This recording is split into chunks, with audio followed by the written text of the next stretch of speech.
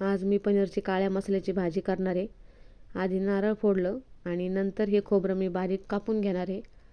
बारीक असं कापून झाल्यानंतर तव्यावर तेलात लाल जरद परतून घ्यायचं। नंतर कांदे आधी भाजून घेतलेले आहेत।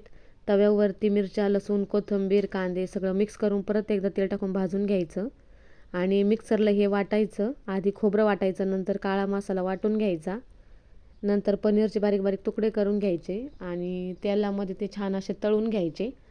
जास्त वेळ नाही तळायचा, थोडेसेच तळायचे ते। आणि पनीर पण आपलं तळून झालेलं आहे।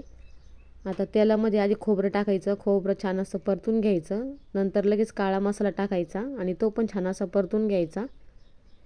इकडं मसाला परतून घेतो तोपर्यंत आपण इकडं मसाला काढू। आधी थोडीशी हळद घ्यायची, नंतर थोडासा पनीर मसाला टाकायचा आणि पनीर मसाला झाल्यानंतर अंबारी मसाला टाकायचा। अंबारी मसाला पण घेतोय आपण आता। आणि नंतर मटन मसाला पण घ्यायचा थोडासा। आणि आता हा सगळा मसाला झालेला आहे आपला। हा आता आपण या मसाल्यामध्ये परतून घेणार आहे। छान असं सगळीकडून मिक्स करून घ्यायचा तो मसाला आणि छान असं परतून द्यायचा। आणि मसाला पण आपला परतून झालेला आहे। आता त्यामध्ये गरम पाणी टाकायचं।